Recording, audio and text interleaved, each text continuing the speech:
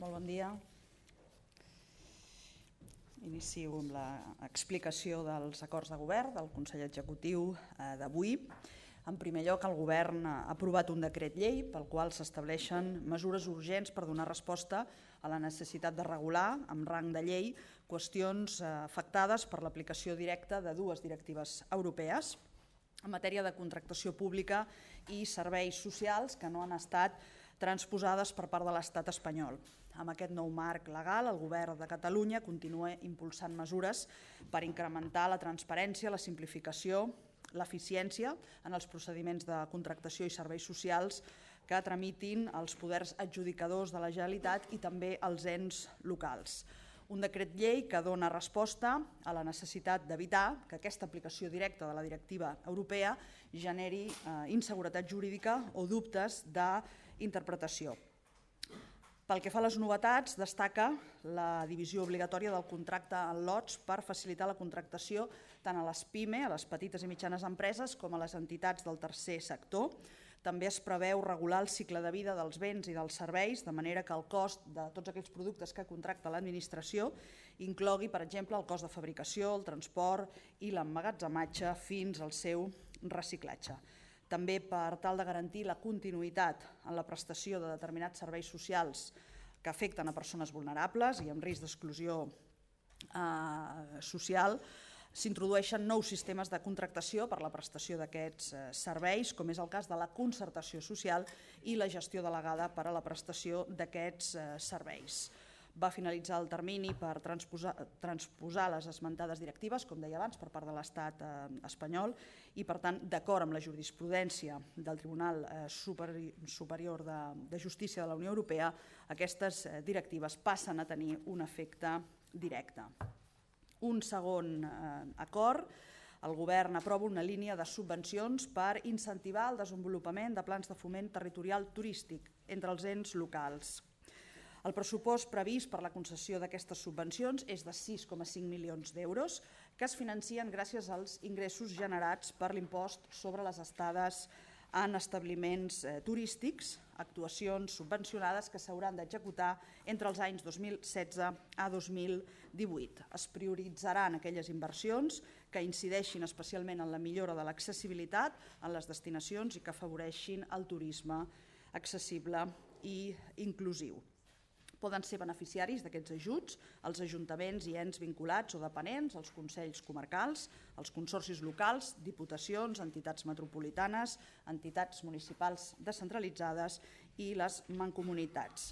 Aquesta línia d'ajuts va en sintonia amb el que proposa el Pla Estratègic de Turisme de Catalunya, que és concretament apostar per un model turístic competitiu, sostenible i per fer del turisme una activitat generadora de riquesa i d'ocupació al servei del conjunt de la ciutadania. Aquestes noves subvencions que els acabo d'explicar se sumen a les 38 atorgades en els darrers 2 anys, que van ascendir a un import total de 12,8 milions d'euros.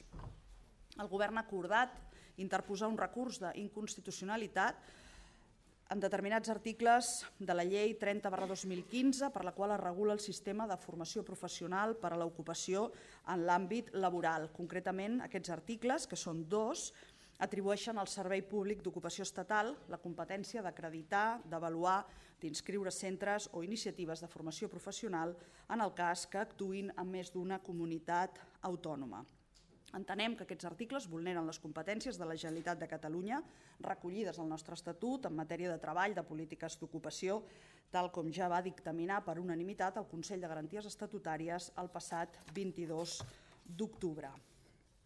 El Govern ha aprovat avui crear la Comissió Interdepartamental de Seguiment de l'Assistència Religiosa Catòlica en els centres inclosos en la xarxa d'internaments d'utilització pública de Catalunya, un marc de col·laboració entre diversos departaments, Salut, Governació, Administracions Públiques i Habitatge, que és el departament competent en matèria d'afers religiosos, i el Secretariat Interdiocesà Pastoral de la Salut, que té com a objectiu vetllar pel respecte a les conviccions ètiques, espirituals i religioses de les persones, en aquest cas de confessió catòlica, que estan ingressades en centres hospitalaris públics. Una comissió que dona resposta a la Carta de Drets i Deures de la Ciutadania en relació a la salut i l'atenció sanitària aprovada pel Departament de Salut al maig de 2015. El Govern trasllada al Parlament el reglament de la Comissió de Garantia del Dret d'Accés a la Informació Pública. Es tracta d'un òrgan encarregat de vetllar pel compliment i garanties del dret que la llei reconeix a totes les persones d'accedir a la informació pública, d'acord amb el que estableix la Llei de Transparència, Accés a la Informació i Bon Govern. L'informe previ del Parlament relatiu a aquest reglament per garantir la independència orgànica i funcional té caràcter vinculant pel Govern i és un tràmit del tot necessari per procedir posteriorment a l'aprovació del decret. Finalment els informo de dos nomenaments, el de la senyora Margarida Arboix com a rectora de la Universitat Autònoma de Barcelona, llicenciada en Ciències Biològiques per la mateixa universitat, doctora en Ciències Biològiques per la Universitat Autònoma i persona amb una llarga carrera docent i investigadora. Va ser escollida per la comunitat universitària a les eleccions que van tenir lloc el 19 de maig passat i substitueix en el càrrec el senyor Ferran Sancho. I el segon dels nomenaments és el de la senyora Esther Sánchez i Torres com a presidenta del Consell Assessor per la Reforma Horària.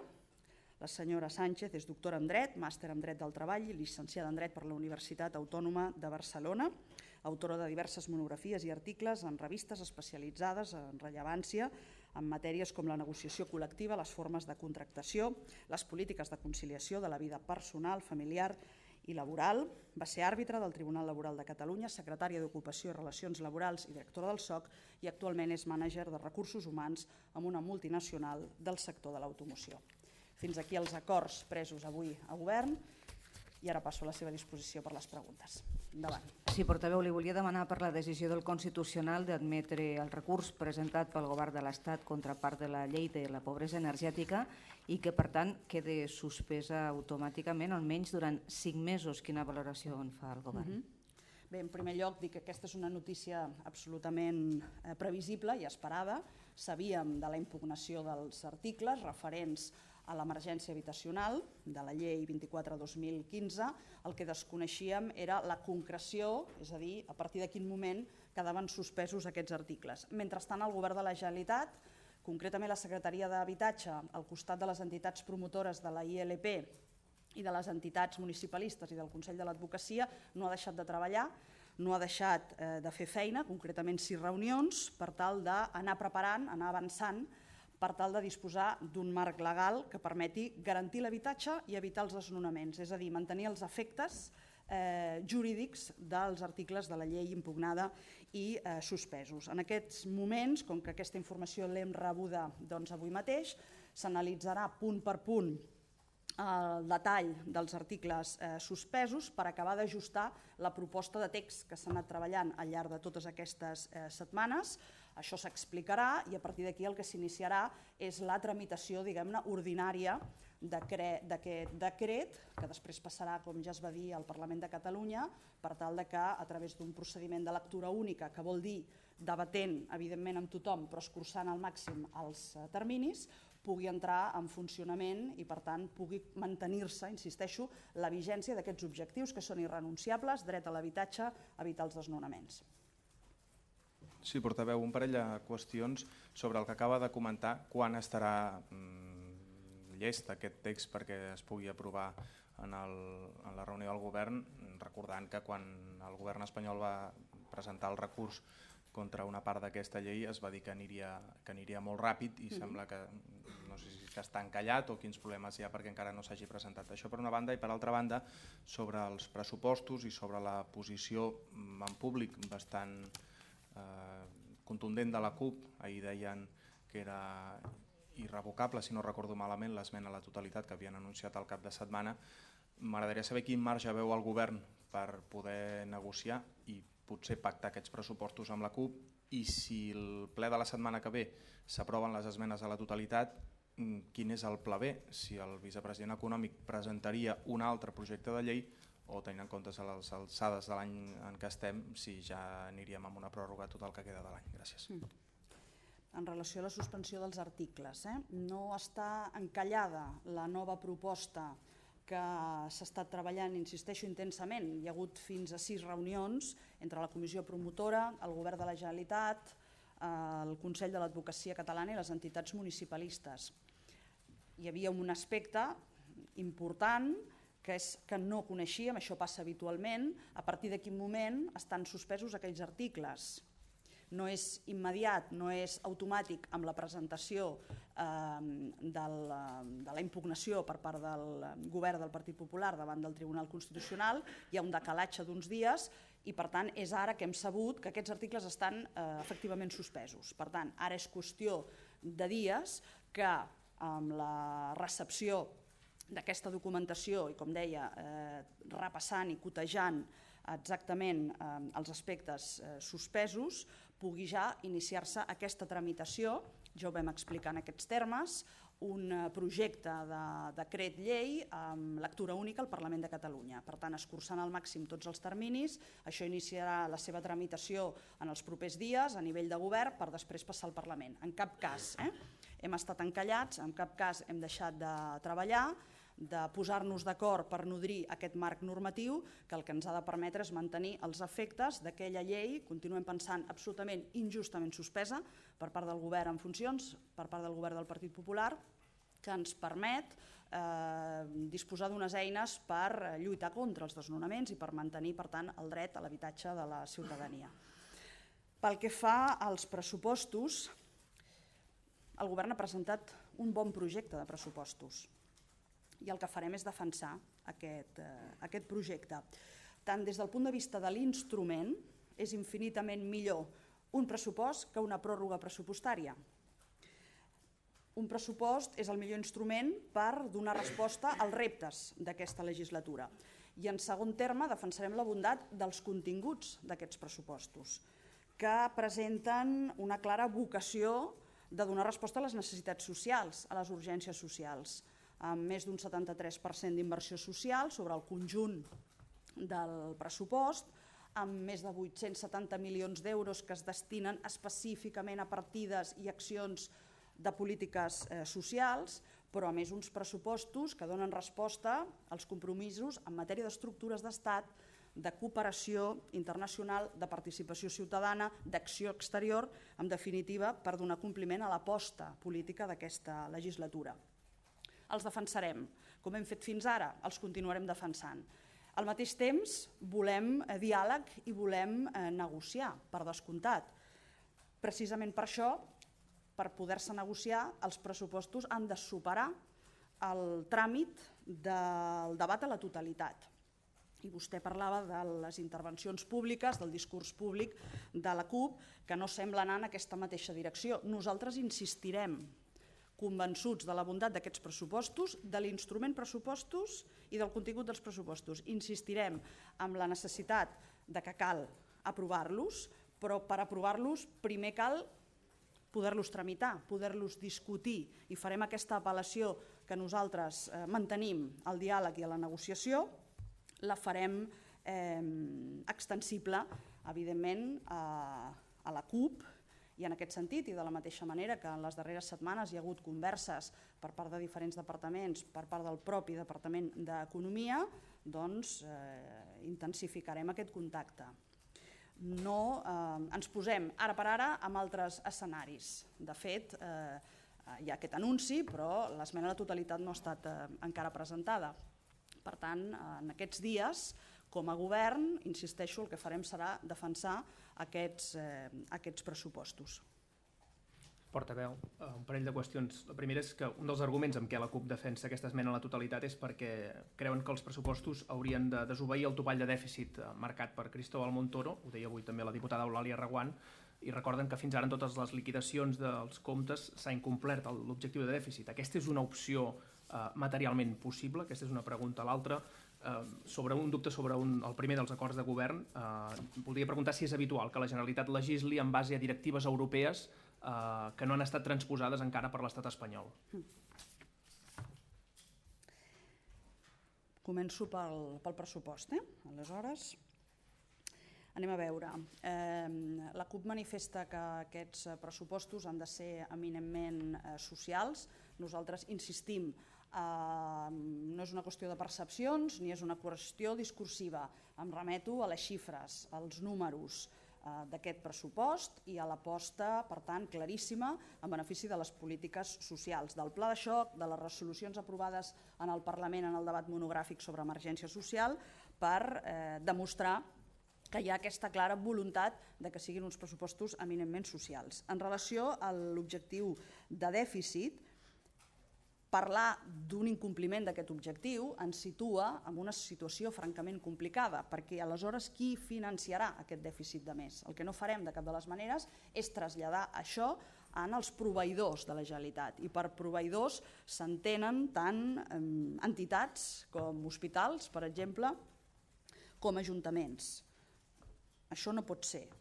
Aquí el marge no existeix, però és que, a més, insisteixo, aquests pressupostos donen compliment, el donen en l'acord que tenim signat amb la CUP, l'acord de legislatura, per tal d'avançar amb la construcció d'estructures d'estat i amb totes aquelles qüestions que fa un moment els detallava. Donen resposta a la necessitat de treballar en l'àmbit de la cooperació internacional, de suport a les persones refugiades, amb la participació, amb la transparència, molts i molts aspectes que estan recollits en tots aquells compromisos que tenim signats amb la CUP. Per tant, per part del govern s'estan fent els deures i s'està complint amb aquest acord, el govern de Junts pel Sí compleix l'acord i per tant estem convençuts i treballarem en aquest sentit i demanem que tothom hi treballi perquè es puguin complir també per part de la CUP. I en relació a l'anterior pregunta, quan no hi ha aquesta transposició d'una directiva per part de l'Estat, es produeix una transposició automàtica, que és el que els comentava a l'acabar l'explicació d'aquest acord, però el govern de la Generalitat té la capacitat de legislar al respecte per tal d'evitar interpretacions que puguin produir confusions en el sector a què va adreçada aquesta directiva. Li posaré un exemple també en aquest sentit. La directiva europea que reclama que els estats defineixin el que s'entén per consumidor vulnerable no ha estat transposada encara per el govern de l'Estat i això no va impedir que el govern de la Generalitat legislés en el Parlament de Catalunya en matèria de pobresa energètica per allò que s'havia d'entendre com a consumidor vulnerable, per tant, persona que podia estar a la que s'havien d'adreçar les mesures relacionades amb la pobresa energètica. És un altre exemple en el que la Generalitat s'avança davant de la inacció del govern de l'Estat, del govern central, amb qüestions que poden ser especialment sensibles, sigui per la ciutadania, sigui en aquest cas en l'àmbit de la contractació. Què més? Sí, consellera, aquí a les cabines de ràdio volia insistir en el tema dels pressupostos. Diu que no hi ha marge per incomplir l'objectiu de dèficit, que això no es farà, però hi ha altres demandes de la CUP que també parlen de recuperar l'impost de successions, a pujar l'IRPF a les rendes més altes i també recuperar fins i tot alguns impostos suspesos per part del govern central. En aquest sentit, m'agradaria saber si hi ha marge aquí per poder buscar l'acord o com pensa el govern aixecar aquesta esmena a la totalitat. El que és molt clar és que el govern vol negociar i es pot parlar de tot, però a partir que els pressupostos superin aquest debat a la totalitat, insisteixo. Hem avançat també la voluntat, per exemple, que en els pressupostos es pugui visualitzar aquesta aposta per tal de reduir la pressió fiscal a les rendes baixes. És evident que això formarà part, en tot cas, d'una esmena, però perquè aquesta esmena arribi també els pressupostos han de superar aquesta esmena a la totalitat. El que veiem poc compatible és una crida a la negociació i al diàleg amb la presentació d'una esmena a la totalitat que precisament el que fa és deixar poc marge o cap marge en aquesta negociació. I insisteixo en aquesta doble idea, la defensa d'uns pressupostos que estem convençuts que són uns bons pressupostos i que donen resposta a les necessitats del país i també als compromisos que hem contret amb el Parlament de Catalunya i amb la formació política, amb la CUP, amb qui tenim subscrit un acord d'estabilitat i, per tant, basarem i dialogarem en base a aquesta defensa perquè es pugui, a partir d'aquí, entrar a la discussió, al diàleg o a la negociació d'altres aspectes. Sí, portaveu. Jo li volia preguntar aquestes diferències existents a l'hora de parlar de pressupostos que hi ha dins del govern. I li posaré algun exemple. El president de la Generalitat diu que no s'ha de pujar els impostos i que no s'ha de pujar l'IRPF. En canvi, el vicepresident diu que a partir dels 90.000. Després, la CUP diu a partir dels 60.000, és a dir, euros l'any bruts, no? Parlava d'aquests 90.000, 60.000 euros a l'any bruts. Aleshores, tota aquesta diferència com es pot englobar a l'hora de negociar, o a l'hora de poder negociar i a l'hora de poder donar aquest marge, o sigui, quin marge hem de creure que és el que existeix, el que diu el president de la Generalitat, el que diu el vicepresident, el que diu la CUP, quin és el marge de negociació en aquests moments? Tant el president de la Generalitat com el vicepresident de la Generalitat defensen aquests pressupostos que tenen sentit d'estat, que tenen una dimensió social extraordinària i defensen també la idea de que ha de començar la rebaixa de la pressió fiscal a les rendes més baixes. I aquest és un compromís de govern que tots dos han manifestat. Els pressupostos que han sortit del govern i que el vicepresident presentava fa just avui una setmana davant dels grups parlamentaris i presentava també davant de vostès, dels mitjans de comunicació, contenen tota aquesta aposta per les estructures d'estat, per les polítiques socials i no incorporen, com ja vam anunciar, un increment de la pressió fiscal, un increment impositiu de les rendes més altes. Per tant, el pressupost és el que és, defensarem la seva bondat, el marge de negociació que es pot plantejar es pot veure a partir que aquest pressupost superi les esmenes de la totalitat i per tant pugui començar la seva tramitació. I a partir d'aquí, de la mateixa manera que pot haver una esmena, en aquest cas per part del grup parlamentari que dona suport al govern, per part de Junts pel Sí, amb un sentit de rebaixa de la pressió fiscal a les rendes més baixes, veurem quines altres propostes hi ha sobre la taula i de tot es pot parlar i totes es poden analitzar,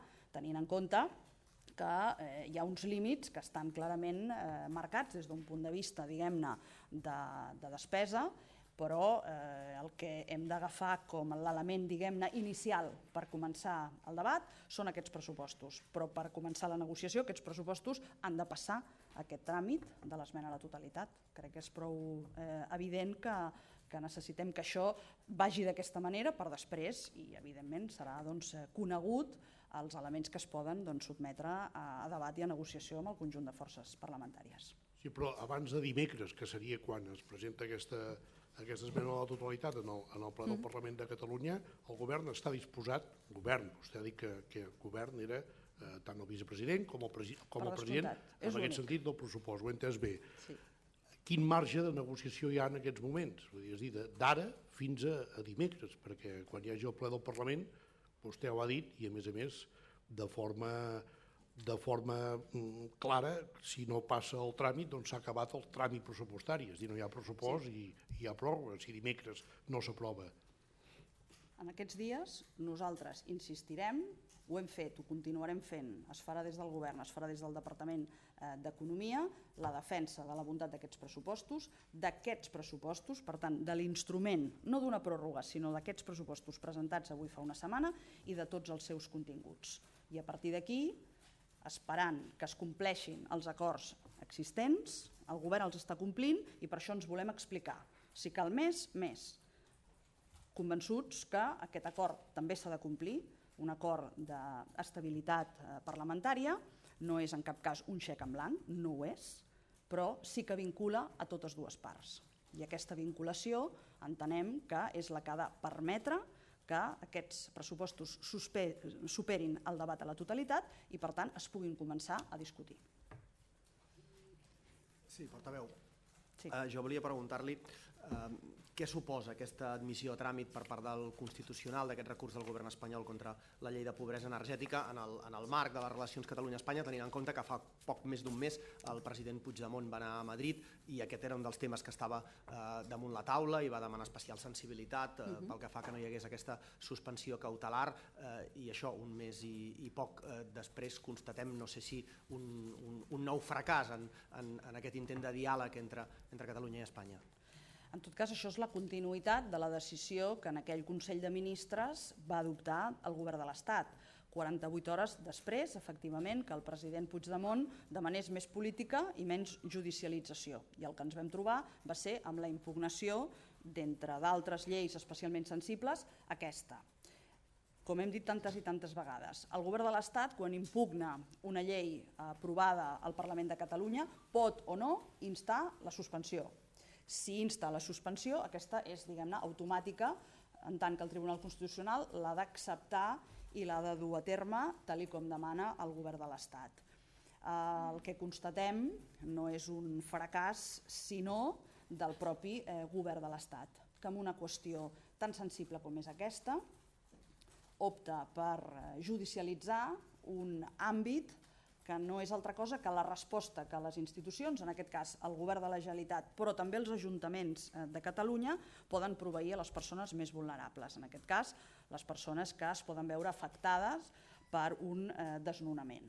Per tant, sense que sigui una sorpresa, perquè això és continuïtat i conseqüència directa d'aquella decisió que va prendre el govern de l'Estat, el govern del Partit Popular, i més estant en funcions, i més després d'haver estat directament interpel·lat pel president de la Generalitat, pel vicepresident de la Generalitat i per tot un conjunt d'alcaldes que també es van manifestar amb claredat demanant que aquesta suspensió no arribés. Ara, com a govern, només podem que reiterar el nostre compromís amb el dret social a l'habitatge, en la lluita contra els desnonaments, i ho fem al costat de les entitats que van promoure aquella ILP i de les entitats socials en general i dels ajuntaments. I per això la feina feta al llarg d'aquestes setmanes, les 6 reunions realitzades i el text que hem estat treballant i que en els propers dies, com abans contestava amb un altre company, veurà la llum.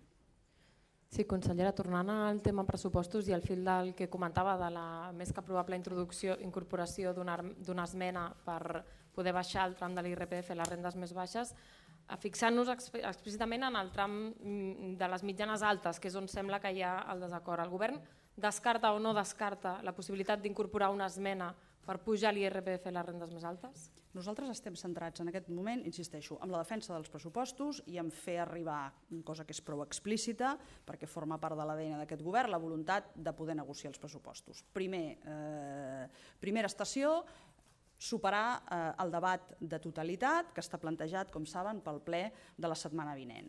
En segon terme, objectiu del govern i d'aquests pressupostos, iniciar la reducció de la pressió fiscal en aquelles famílies, en aquelles rendes que més han patit els embats de la crisi i que són clarament les famílies amb rendes més baixes. A partir d'aquí no hi ha en aquests moments res més sobre la taula.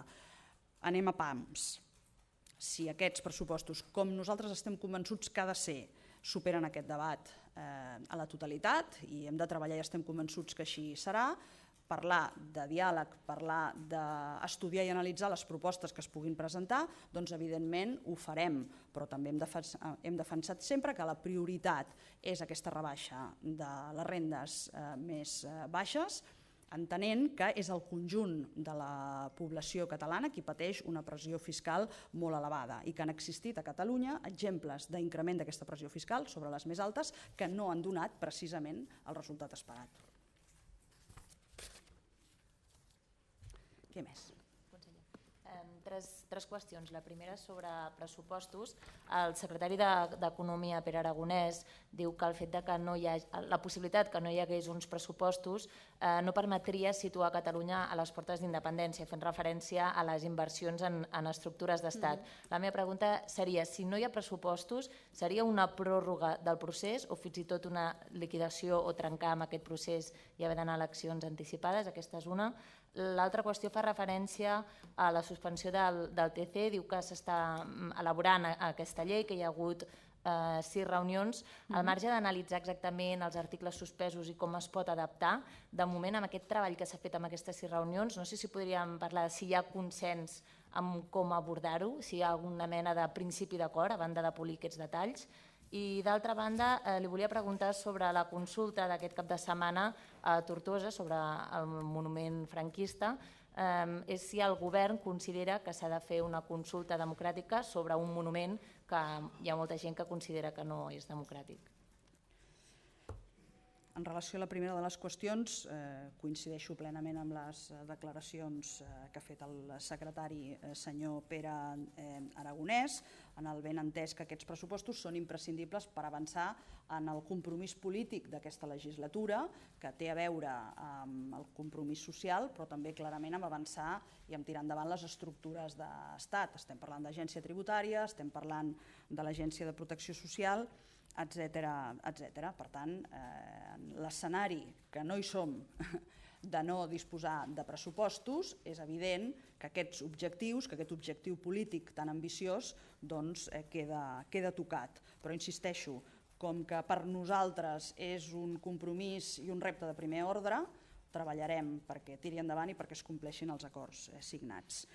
Pel que fa a la suspensió del TC, jo parlava d'aquestes 6 reunions, evidentment que s'han acostat posicions, evidentment que s'ha treballat en un text que pugui mantenir aquesta defensa del dret a l'habitatge i, com els deia, en les properes hores, és a dir, tan bon punt hem rebut aquesta suspensió, hem tingut la certesa d'aquesta suspensió dels articles, doncs el que es farà serà una anàlisi amb detall dels punts suspesos per tancar aquesta proposta de text. Finalment, i en relació a la consulta de Tortosa, aquest tema no ha estat objecte de debat en el si del Consell Executiu d'avui. El que pertoca, lògicament, és respectar el resultat d'una consulta que s'ha realitzat en el municipi de Tortosa i que, pel que fa a l'aprovació de la celebració d'aquesta consulta, va estar avalada per 19 dels 21 regidors que responen, crec que fins a 4 formacions polítiques diferents, però no ha estat un tema que haguem tocat avui. Què més? També si pogués fer una valoració sobre l'Ajuntament que es planteja comprar el banc expropiat. Doncs jo crec que no conec aquesta proposta, no he tingut ocasió d'aprofundir-hi, però el que és segur, el que és necessari i el que és imprescindible és que l'Ajuntament de Barcelona assumeixi una posició de lideratge i de recerca de solucions davant la situació que s'ha produït en relació al banc expropiat al barri de Gràcia de Barcelona. L'Ajuntament és a qui li toca liderar, prendre decisions, evidentment mediar i no repartir responsabilitats o fer encàrrecs de feina concrets a les pròpies entitats o a les altres administracions. Sí, no sé si el govern en podria fer una valoració del que ha passat, més que del banc expropiat, dels aldarulls a Gràcia, i si em podria també quants detinguts han fet els Mossos. Jo li puc fer una valoració per descomptat de la mateixa manera que l'ha fet el propi conseller d'Interior en altres moments i també comandaments del cos de Policia Nacional de Catalunya, Mossos d'Esquadra. El que no li puc donar és una dada concreta en aquests moments, perquè no la disposo, perquè no la tinc, ni sobre quantificació de danys, ni sobre persones que hagin estat detingudes, com vostè pregunta. En tot cas, la valoració podria anar en tres direccions o en 3 idees. D'una banda, la condemna més enèrgica de la violència que ha succeït en el barri de Gràcia en els darrers dies. La protesta és absolutament legítima, s'ha de respectar el dret d'expressió i el dret de manifestació, per descomptat, però el que no és tolerable, i ho hem de dir sense cap ambigüitat, és la violència ni la seva justificació. A partir d'aquí, la idea que he apuntat fa un moment, crec que és absolutament necessari que l'administració municipal, per tant l'Ajuntament de Barcelona, assumeixi aquest lideratge i aquesta capacitat de donar resposta a una situació que s'ha produït en el barri de Gràcia.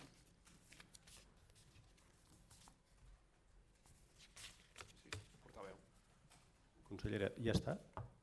No sé si se n'adona, primera, que no ha donat cap mena de suport als Mossos i segona, el conseller d'Interior fa 4 dies que no fa declaracions sobre això. Ahir, qui va anar a Catalunya Ràdio va ser el més alt comandament dels Mossos. Hem donat suport i ho torno a fer en aquests moments, ho he fet en altres moments i amb altres contactes amb els mitjans de comunicació, evidentment que sí, tot el suport a la nostra policia, a la seva actuació, i hem coincidit en parlar que han actuat amb absoluta proporcionalitat. Per tant, no crec que es pugui posar en qüestió, li demano que no posi en qüestió el suport sense fissures del Govern de la Generalitat i d'aquesta portaveu als cossos de seguretat de Catalunya i concretament als Mossos d'Esquadra. Insistint en la qüestió de Gràcia, m'agradaria saber també la seva opinió al voltant d'unes declaracions del líder del Partit Popular català, Xavier García Albiol, que insinuava que si no hi ha hagut més detencions a Gràcia ha estat per instruccions del propi president de la Generalitat per no incomodar els socis de la CUP. Què li sembla? Doncs em semblen unes declaracions gravíssimes que hem posat en coneixement dels nostres serveis jurídics per conèixer fins a quin punt poden ser punibles. I no tolerarem tampoc, de cap de les maneres, que es posi en qüestió l'estat de dret. No hi ha directrius polítiques a la policia. Això potser passa a altres llocs. Se li hauria de preguntar al senyor Albiol, però això aquí no passa. I per tant, són unes declaracions absolutament, insisteixo, intolerables venint d'un representant polític d'una formació política democràtica.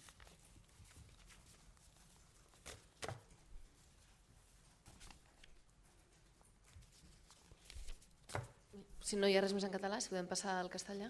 No n'hi ha cap més pregunta en català? Doncs endavant. La cuestión que le preguntaba antes en catalán, si puede hacer una valoración sobre la opción que se plantea el Ayuntamiento de Barcelona de comprar el Banca Expropiat.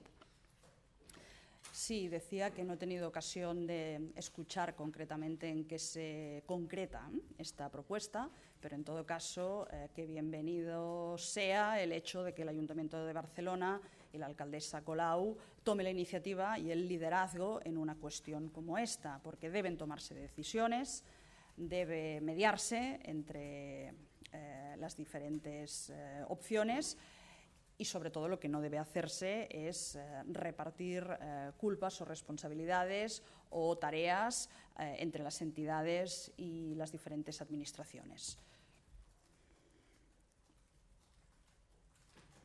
También sobre los presupuestos, si puede hacer una valoración sobre la enmienda a la totalidad que ha presentado la CUP y si cree que en caso de que no se aprueben los presupuestos esto podría significar el fin del proceso. El Govern defenderá los presupuestos que ha presentado en el Parlamento de Cataluña y los defenderá y los defiende por dos motivos. En primer lugar, por el instrumento.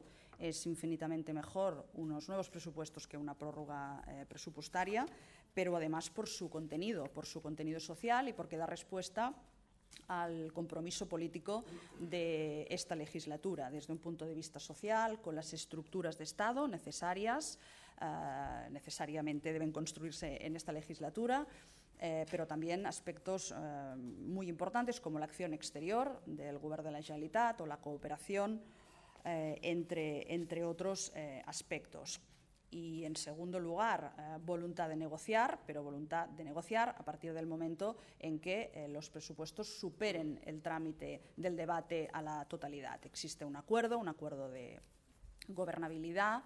El Govern Junts pel Sí cumple con las obligaciones que se definen en este acuerdo y claramente los presupuestos reflejan esta apuesta, insisto, y por lo tanto trabajaremos para que puedan tirar adelante y se pueda iniciar la negociación que es normal y es ordinaria en cualquier tramitación parlamentaria de unos presupuestos. Sí, consellera, en castellano también, por favor, parece que el techo de déficit imposibilita por ahora el acuerdo, eso por un lado, y por otro lado también la reacción al Tribunal Constitucional, a la suspensión cautelar de la ley antidesahucios, por favor. Sí, hemos conocido esta suspensión cautelar, decía que no es ninguna novedad ni ninguna sorpresa, desde el momento en que un viernes el Gobierno del Partido Popular decidió la impugnación y solicitó la suspensión de estos artículos. Lo que hemos conocido hoy es la concreción de esta suspensión, ¿Qué hemos hecho? Mientras tanto, trabajar activamente desde el Govern con las entidades que promovieron la iniciativa legislativa popular, con las entidades municipalistas y con el Consejo de Abogados para disponer de un texto normativo que nos permita mantener los efectos jurídicos de los artículos suspendidos, concretamente luchar contra los desahucios y, por lo tanto, mantener el derecho a la vivienda de las personas más vulnerables. Solo podemos que recordar lo que ya dijimos en su momento: decepción profunda, insensibilidad total por parte de un gobierno en funciones que, habiendo sido requerido por el presidente de la Generalitat, por el vicepresidente, por los ayuntamientos catalanes, para que no instara esta suspensión que nos deja sin instrumentos para luchar contra la emergencia social en el ámbito de la vivienda, lo hizo. Pero, afortunadamente, hemos encontrado la manera, trabajando al lado de las entidades y del mundo local, para mantener los efectos jurídicos, y este es nuestro compromiso desde el primer minuto. En relación al techo de déficit, un techo de déficit, tampoco nos cansaremos de recordar, injusto y fijado de manera unilateral por parte del Gobierno del Estado. Debemos ser muy conscientes que desobedecer este techo de déficit lo que implica es que nos debemos preguntar quién entonces paga este déficit de más, y el Govern de Cataluña lo que tiene muy claro es que no quiere trasladar ni va a trasladar esta carga a los proveedores de la propia Generalitat, que son ayuntamientos, que son entidades sociales, que son hospitales, etcétera. Sí, puede hacer una valoración también sobre los altercados de Gracia. Bien, en relación a los incidentes que se han producido a lo largo de diversos días en Gracia, como Govern de la Generalitat hacemos una total condena a la violencia. La protesta es legítima, el derecho de expresión, el derecho de manifestación, pero lo que es intolerable es la violencia en relación a las personas, en relación al mobiliario urbano. Una defensa también contundente de la actuación de los Mossos d'Esquadra, de la Policía Nacional de Cataluña, y una demanda a la Administración municipal, al Ayuntamiento de Barcelona, para que tome el liderazgo a la hora de buscar soluciones en relación a esta situación que se ha producido. Si no hay más preguntas... Sí, la última. Como había empezado la rueda de prensa sobre que el Tribunal Constitucional ha admitido a trámite el recurso del Gobierno español contra parte de la ley de la pobreza energética. Sí, le acabo de responder, que no era una situación ni nueva ni inesperada.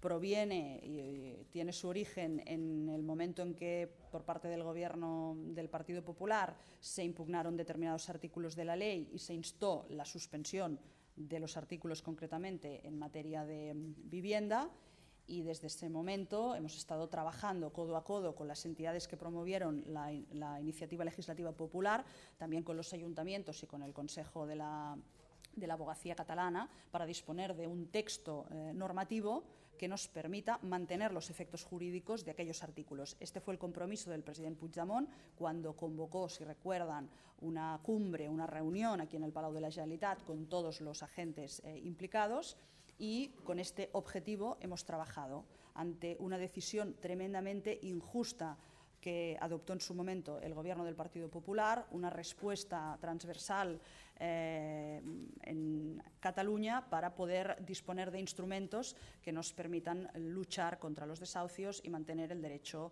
a la vivienda. Ahora sí. La última cuestión sí. Es que el regidor de Gracia, Eloi Badía, ha hecho unas declaraciones sobre a ver si las puede valorar. Dice que el ayuntamiento no iba a comprar, que habían hablado con el propietario y que habían dicho que era $500.000 euros y que para ellos es demasiado. Que en todo caso la idea del ayuntamiento era que hubiese una iniciativa ciudadana que capitalizara la compra. Prefiero no comentarla. En todo caso, ya le he dicho antes que no había tenido ocasión de escuchar la noticia, que algunos de ustedes y de sus compañeros me han preguntado, pero creo que vale la respuesta. En todo caso, añadiría que la respuesta y el liderazgo del Ayuntamiento de Barcelona ha de ser a partir de propuestas que sean riguroses i sean serias. A partir d'aquí, doncs, crec que ja hem acabat, no? Doncs gràcies. Bon dia.